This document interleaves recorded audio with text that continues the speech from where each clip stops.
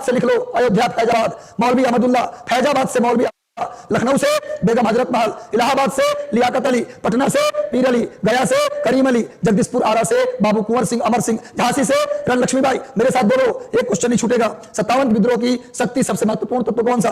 57 के विद्रोह में जो इतना बेहतरीन रहा, भारतीय लोगों ने 57 के विद्रोह में जो परफॉर्मेंस दिया, उसका सबसे बड़ा कारण क्या था? उसके नेता नाना साहब थे, झांसी की रानी का नेतृत्व था, या बहादुर शाह जफर का सहयोग था, कि हिंदू मुस्लिम एकता? 57 के विद्रोह में जो भी हमने कारनामे दिखाए, उसका मेन कारण क्या था? सोच के बताओ। नाना साहब का नेतृत्व, झांसी की रानी का नेतृत्व, बहादुर शाह जफर का सहयोग, हिंदू मुस्लिम एकता। जल्दी फटाफट उत्तर मेरे भाई फैशन एंड, चलो सुनील जी, सोनी, चलिए सब लोग उत्तर, समीर, पप्पू, पूजा, चलो भैया सब लोग उत्तर तो सब जानते हैं, इसका सही उत्तर हो जाएगा डी। हिंदू मुस्लिम का जो एकता था, ये एकता दोबारा फिर कभी नहीं मिला, ये सबसे बड़ी एकता थी। अगर हमारा सही नेतृत्व रहता, अच्छे हथियार होते, तो हम अंग्रेजों को उसी समय देश से निकाल दिए होते। लेकिन दिक्कत था, 57 की क्रांति मान लो अंग्रेज चल गए होते, इसका मतलब क्या था पता है ना? बाबू कुंवर सिंह जगदीशपुर के लिए लड़ रहे थे, झांसी की रानी झांसी के लिए, तो जब अंग्रेज चले जाते तो पता चलता झांसी एक अलग देश होता, कानपुर एक अलग देश होता, उधर हमारा बिहार का जगदीशपुर एक अलग देश होता। इतने टुकड़े में जो भारत आज एक देख रहे हैं ना, रूस में अंग्रेज गए होते तो ऐसा नहीं होता। हर लोग अपने अपने राज्य पर कब्जा जमाते, उसको कंट्री बना लेते। इसलिए भारत हार कभी जीत गया, और भारत अगर हारा उसमें भारत की कहीं कोई नुकसान नहीं हुआ। भारत का हारना एक तरीके से भारत को जोड़ने के बराबर हो गया। अगर उस समय भारत जीतता भी नहीं जुड़ता, ये भी बात मानिए, ठीक है? हम गुलाम से आजाद हो जाते, लेकिन हर इलाका एक अलग अलग कंट्री बन जाता। चलो भैया आगे आ जाओ। रानी लक्ष्मीबाई का मूल नाम क्या था? रानी लक्ष्मीबाई जिन्होंने झांसी से लड़ाई की, झांसी के किले पर कब्जा करने के लिए रानी लक्ष्मीबाई, वही सुभद्रा कुमारी चौहान ने कविता लिखा, पता है ना? झांसी की रानी, लिखा। दोस्तों क्या आप पता है आपको, झांसी से रानी लक्ष्मीबाई ने विद्रोह का नेतृत्व किया। एक सवाल पूछता है, झांसी में विद्रोह को किसने दबाया? झांसी में विद्रोह को किसने दबाया? झांसी में विद्रोह को किसने दबाया? किस अंग्रेज ने दबाया? किसने दबाया? इसका सही उत्तर होगा जनरल ह्यूरोज। जनरल ह्यूरोज लिख लीजिए। झांसी में विद्रोह को किसने दबाया? झांसी में नेतृत्व किसने किया?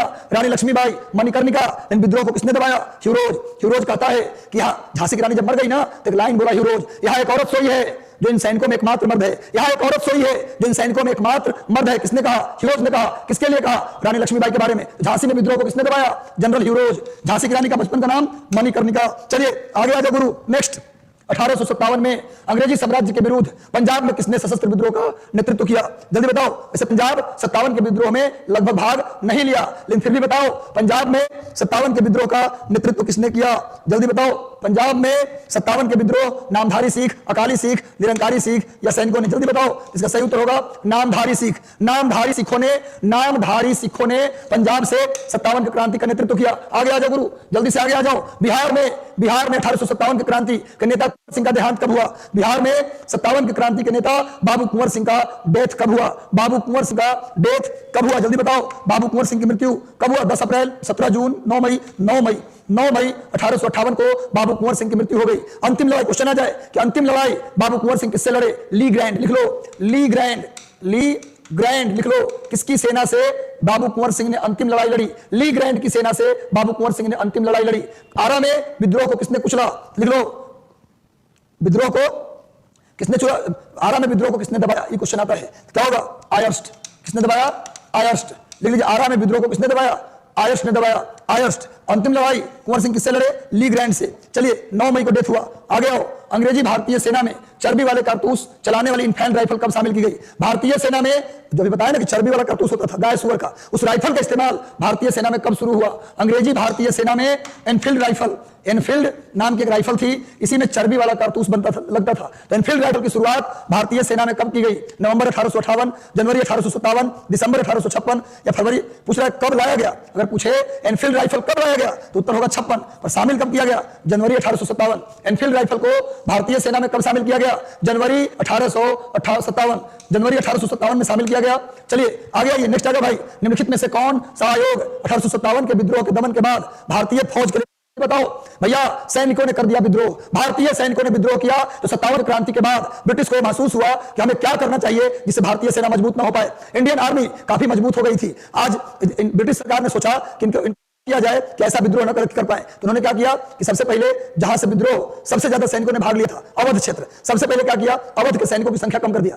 अवध के जो लोग विद्रोह में शामिल नहीं हुए उनकी संख्या बढ़ा दिया, और जहां से विद्रोह ज्यादा रहा उन सैनिकों की संख्या कम कर दी गई। इतना ही नहीं, बंदूक गोला बारूद से भारतीय सैनिकों को दूर कर दिया गया, उनको लाठी पार्टी और पैदल पार्टी बना दिया गया, घुड़सवारी को नहीं दी गई। यानी भारतीय सेना को पंगु बनाने के लिए 57 की क्रांति में भारतीय सेना ने बड़ा नेतृत्व किया, बड़ा आंदोलन को जन्म दिया। तो सेना कैसे कमजोर हो, उसके लिए पील कमीशन पूछा जाता है कि 57 के क्रांति के बाद से भारतीय सेना को कमजोर करने के लिए ब्रिटिश सरकार ने क्या किया, पील कमीशन बनाया, और पील कमीशन ने रिपोर्ट दिया कि अवध के सैनिकों की बहाली कम करनी है, जिन्होंने हमें सपोर्ट किया उनकी बहाली ज्यादा करनी है। जो भी भारतीय सैनिक बहाल होंगे उनको गोला बारूद हथियार नहीं मिलेगा, उनको डंडा पार्टी पैदल सैनिक बनाया जाएगा, उनको घुड़सवारी भी नहीं दी जाएगी।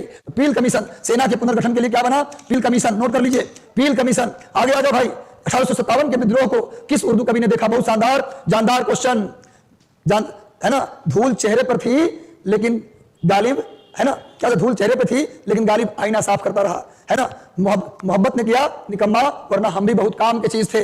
किस शायर ने, किस उर्दू शायर ने 57 के विद्रोह को देखा था, मिर्जा गालिब। गालिब के शेर, जितने भी आशिक हैं उनके चेहरे पर, उनके मुंह पर गालिब का शेर हमेशा होता है। तो मिर्जा गालिब ने 57 के विद्रोह को देखा था। मिर्जा गालिब मूलतः उत्तर प्रदेश के थे, उत्तर प्रदेश में आगरा से, उत्तर प्रदेश में आगरा से थे मिर्जा गालिब। आगे आइए नेक्स्ट, निम्नलिखित में से कौन 1857 के विद्रोह में अंग्रेजों का सबसे कट्टर दुश्मन था।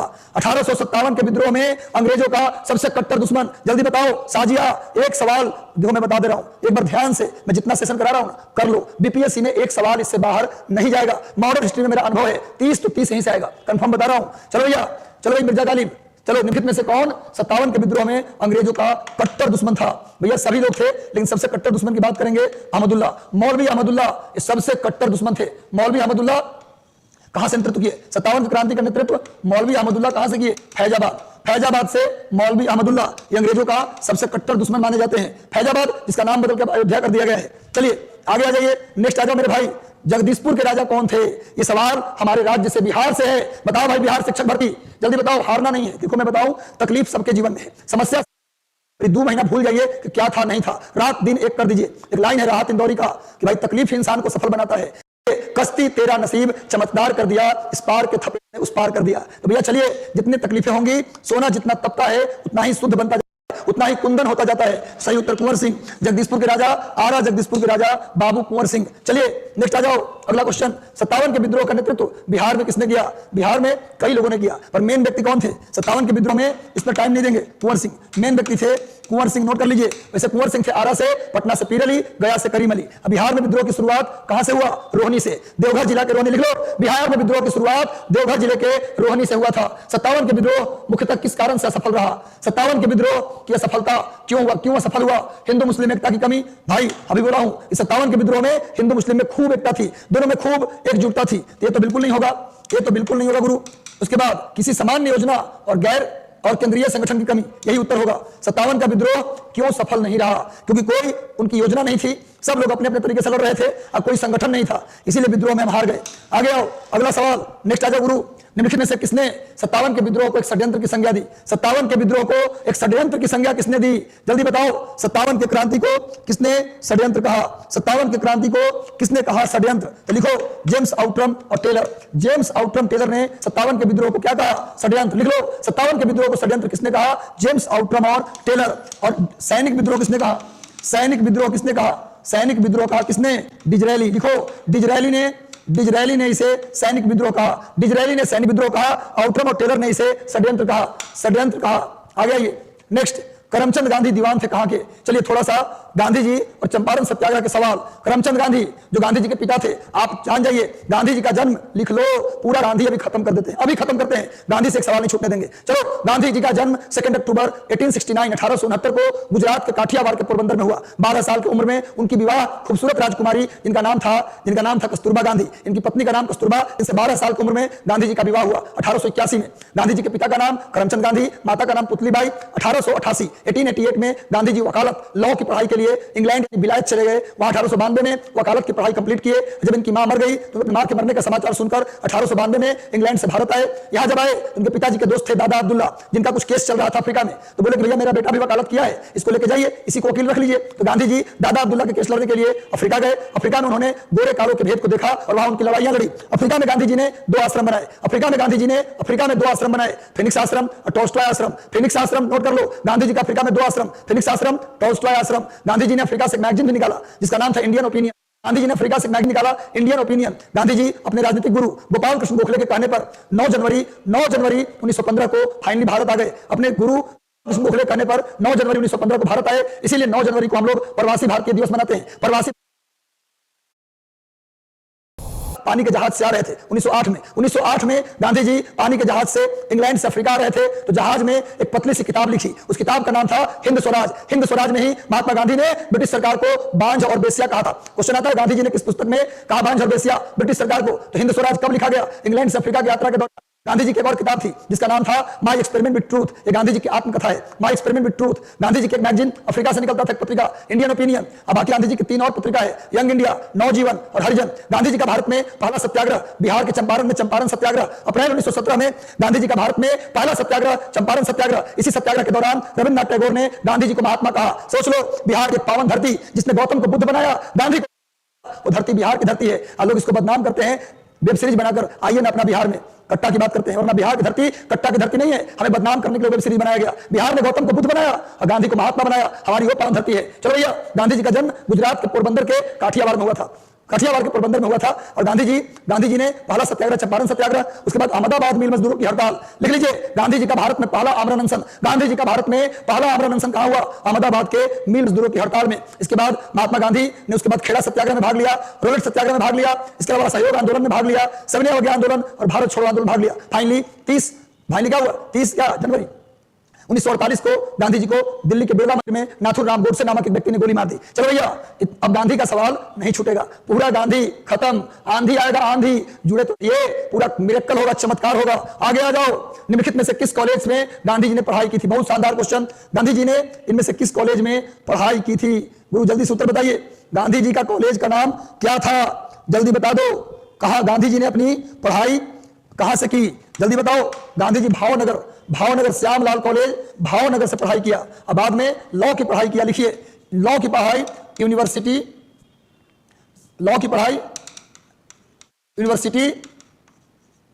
College of law London. लिख लो, गांधी जी का पढ़ाई 2 कॉलेज से हुआ। पहला कॉलेज श्यामलाल कॉलेज भावनगर और गांधी जी का लॉ की पढ़ाई यूनिवर्सिटी कॉलेज लंदन से हुआ। लॉ की पढ़ाई यूनिवर्सिटी कॉलेज लंदन से हुआ और श्यामलाल कॉलेज से प्रारंभिक पढ़ाई हुआ। चलो नेक्स्ट आ जाओ गुरु, अगला क्वेश्चन। दक्षिण अफ्रीका में गांधी जी ने किस पत्रिका, अभी बताया हूं, अगर गलती किया कि कनपट्टी पे मारेंगे। बताओ, अफ्रीका से गांधी जी ने किस पत्रिका का प्रकाशन किया? अफ्रीका से गांधी जी ने किस पत्रिका का प्रकाशन किया? जल्दी उत्तर। अफ्रीका से गांधी जी ने किस पत्रिका का प्रकाशन किया? ये गांधी जी की 4 मैगजीन, पहला इंडियन ओपिनियन, दूसरा नवजीवन, तीसरा हरिजन और चौथा यंग इंडिया, नवजीवन, हरिजन और इंडियन ओपिनियन। गांधी जी की 4 मैगजीन। अफ्रीका से गांधी जी ने क्या निकाला? इंडियन ओपिनियन अंग्रेजी भाषा में। अफ्रीका से गांधी जी का अफ्रीका में 2 आश्रम, फिनिक्स आश्रम, नोट कर लो, फिनिक्स आश्रम, टॉल्स्टॉय आश्रम। चलो भैया गुरु, आगे बढ़ जाए, आगे एक भी सवाल नहीं छूटना चाहिए। फिनिक्स फॉर्म कहां है? लीजिए अगला सवाल। गांधी जी के 2 आश्रम, पहला फिनिक्स आश्रम, दूसरा टॉल्स्टॉय आश्रम। आपसे पूछ रहा है फिनिक्स आश्रम कहां है? फिनिक्स आश्रम जा रहा है, फिनिक्स आश्रम कहां है भैया? जल्दी बताओ, फिनिक्स आश्रम कहां है? जल्दी बताओ मेरे भाई। इसका सही उत्तर होगा डरबन में फिनिक्स आश्रम। लिख लो, और नेटाल में टॉल्स्टॉय आश्रम। डरबन में फिनिक्स आश्रम और नेटाल में टॉल्स्टॉय आश्रम। फिनिक्स आश्रम लिख लो डरबन में और नेटाल में टॉल्स्टॉय आश्रम। अच्छा, गांधी जी को एक टॉल्स्टॉय एक विद्वान का नाम है, गांधी जी को टॉल्स्टॉय का किताब पसंद था। गांधी जी ने टॉल्स्टॉय का किताब था वॉर एंड पीस। लिखिए, लियो टॉल्स्टॉय का एक किताब था जिसका नाम था वॉर एंड पीस। ये गांधी जी का सबसे फेवरेट पुस्तक था। आगे आ जाओ, नेक्स्ट आ जाओ भाई। गांधी जी, लो, इस सवाल को लेकर बड़ी विवाद, इस सवाल को लेकर बहुत विवाद। गांधी जी अफ्रीका कितना साल रहे? गिनती मत करो, सीधा आंसर याद करो। गांधी जी अफ्रीका में टोटल 21 साल बिताए। गांधी जी अफ्रीका में कुल 21 सालों तक रहे। नोट करिए। एक बार जुड़े हैं गुरु तो सेशन अच्छा लग रहा है, मजा आ रहा है। अगर आप मेरे सेशन को प्यार करते हैं तो एक बार लाइक बटन दबा दो गुरु, ताकि अधिकतम लोगों तक बात पहुंचे। लिंक कॉपी करके शेयर भी कर सकते हैं। चलो भैया, पढ़ना क्या है? पढ़ना क्या था सुन लीजिए। लूसेंट क्राउन या या फिर केबीसी नैनो, तीनों में से कोई एक किताब ले लेना है और उसमें मॉडर्न हिस्ट्री, साइंस, ज्योग्राफी और पॉलिटी अच्छे से पढ़ जाना है। डेली कम से कम 200 एमसीक्यू लगाना है। कहां से लगाइएगा? या तो लूसेंट का ऑब्जेक्टिव से या तो क्राउन से, दोनों में से कोई एक किताब ले लीजिए और कम से कम 200 क्वेश्चन घर पे भी लगाइए और डेली 1 घंटा करंट अफेयर पढ़िए। इसके अलावा बचे हुए समय में बिहार बोर्ड या एनसीईआरटी की 6ठी से 10वीं तक का किताब पढ़ जाइए। मैं लिख के देता हूं, एकदम सिलेक्शन कोई रोक नहीं सकता। गांधी जी अफ्रीका में 21 साल रहे, दक्षिण अफ्रीका के किस रेलवे स्टेशन पर, और करंट कहां से पढ़िएगा? स्पीडी का साल भर का करंट आता है, उसको आप ले लीजिए स्पीडी का, जिसमें फरवरी महीना से लेकर अगस्त महीने तक का पूरा करंट पढ़ जाइए। चलिए, दक्षिण अफ्रीका के किस रेलवे स्टेशन पर गांधी जी को फेंका गया था? गांधी जी को टिकट लिए थे गांधी जी फर्स्ट क्लास का, ticket Gandhi ji first class के लिए बैठे थे। अंग्रेज बोला कि तुम काला हो, तुम कैसे फर्स्ट क्लास में बैठ गया? ट्रेन से फेंक दिया। आइए पता था कि जिस गांधी को ट्रेन से फेंक रहे हैं, तुमको गांधी, वही गांधी अफ्रीका को ही नहीं बल्कि भारत को भी आजाद कराएगा। बेटा होश में रहिए, किसको फेंक रहे सोच लीजिए। तो गांधी को जिसने फेंका, उसी गांधी ने पूरे भारत की आजादी का कारण बना। पीटर मारित्जबर्ग स्टेशन था जहां से गांधी जी को फर्स्ट क्लास कोच से फेंक दिया गया। गांधी जी बोले कि रुको बेटा, तुम जिसे फेंके हो वो चाणक्य है, वो चाणक्य है, घनानंद के शासन को उखाड़कर फेंकेगा, लाएगा चंद्रगुप्त को और फेंक देगा शासन को उखाड़। बोले वही गांधी ब्रिटिश शासन सत्ता को उखाड़कर फेंक दी, दे दी हमें आजादी, बिना खड़ग बिना ढाल, साबरमती के संत तूने कर दिया कमाल। चलो भैया आगे। महात्मा गांधी ने दक्षिण अफ्रीका में एशियाटिक रजिस्ट्रेशन एक्ट का विरोध किया। यह संबंधित है किससे? बताओ, इंडेमिटी बिल से, स्वतंत्रता से, रंग भेद से, या भारतीयों को दक्षिण अफ्रीका में वकालत न करने से? जल्दी बताओ किससे संबंधित है भैया? किससे संबंधित है? Asiatic registration act. Asiatic registration act किससे संबंधित है भैया? देखो यहां पर क्या था कि यहां पर एक पॉइंट ये है, सुन लीजिए, इसमें था 2 पॉइंट। एक पॉइंट था कि जो भारतीय अफ्रीका में काम कर रहे हैं तो उनका यदि रजिस्ट्रेशन समाप्त हो गया तो क्या होगा भैया? वो अपने इंडिया जाए। तो गांधी जी ने कहा कि ऐसे कैसे होगा? अफ्रीका में भी आप ही का कब्जा, इंडिया में भी आप ही का कब्जा, तो पूरे दुनिया में जहां जहां पर कब्जा वहां जाकर नौकरी कर सकते हैं बिना वीजा पासपोर्ट के। उसके लिए लड़ाई लड़ा गांधी जी ने। इसके अलावा उस समय अंग्रेजों ने अफ्रीका में एक नीति बनाया कि भैया कोई भी व्यक्ति विवाह करेगा तो ईसाई रीति रिवाज से करेगा। यदि वो हिंदू रीति रिवाज, मुसलमान रीति रिवाज से विवाह करता है तो उस विवाह को मान्यता नहीं दी जाएगी, उससे उत्पन्न पुत्र को अवैध संतान माना जाएगा। अगर आप ईसाई रीति रिवाज से विवाह करेंगे तभी आपको वैध माना जाएगा। तो गांधी जी ने, इसका सही उत्तर होगा रंग भेद नीति के खिलाफ था। रंग भेद नोट कर लीजिए भाई, रंग भेद नीति के खिलाफ गांधी जी ने अफ्रीका में बिगुल फूका। आगे आओ। महात्मा गांधी ने दक्षिण अफ्रीका के नटाल इंडियन कांग्रेस की स्थापना कब की? गांधी ने नटाल इंडियन कांग्रेस की स्थापना गांधी जी ने अफ्रीका में कब किया? गांधी जी ने अफ्रीका में नटाल इंडिया कांग्रेस की स्थापना कब की? 1894 में महात्मा गांधी ने नटाल, एकदम याद कर लो, नटाल इंडियन कांग्रेस की स्थापना। गांधी जी कहां से पढ़े? गांधी जी ने पढ़ा भावनगर और लंदन। गांधी का विवाह 12 साल में हुआ 1881 में। गांधी जी के 4 पुत्र, याद करो, गांधी जी के 4 पुत्र, रामदास, देवदास, मनीलाल, हरिलाल। रामदास, देवदास, मनीलाल, हरिलाल। लेकिन गांधी जी के 5वें पुत्र ये माने जाते हैं यमुनालाल बजाज। यमुनालाल बजाज उनके बेटा नहीं थे, माने जाते थे, गांधी जी के करीबी थे, इसलिए उनको माना जाता था गांधी जी का 5वां पुत्र यमुनालाल बजाज। यमुनालाल बजाज वही हैं जिन्हें राय बहादुर की उपाधि दी गई थी। लिख लो, राय बहादुर की उपाधि किसे दी गई? यमुनालाल बजाज। ये वही यमुनालाल बजाज हैं जिन्होंने कांग्रेस के बहुत दिनों तक खजांची के रूप में काम किया। कांग्रेस के खजांची मतलब जो कोषाध्यक्ष होता है, फंड मैनेजर के रूप में काम किया यमुनालाल बजाज। गांधी जी के 5वें पुत्र माने जाते हैं। इनको राय बहादुर की उपाधि दी गई, लेकिन जलियांवाला बाग कांड के बाद इन्होंने गुस्सा में अपनी उपाधि राय बहादुर लौटा दी। तो भैया गांधी जी ने भी जलियांवाला बाग कांड के बाद अपनी कैसरे हिंद की उपाधि लौटा दी। गांधी जी के 5वें पुत्र माने जाने वाले यमुनालाल बजाज ने राय बहादुर की उपाधि लौटा दी और रविंद्रनाथ टैगोर ने नाइटहुड की उपाधि लौटा दी। जलियांवाला बाग कांड के बाद नाइटहुड की उपाधि किसने लौटाया? रविंद्रनाथ टैगोर। दूसरा, जलियांवाला बाग कांड के बाद कैसरे हिंद किसने लौटाया? गांधी जी। जलियांवाला बाग कांड के बाद राय बहादुर की उपाधि किसने लौटाई?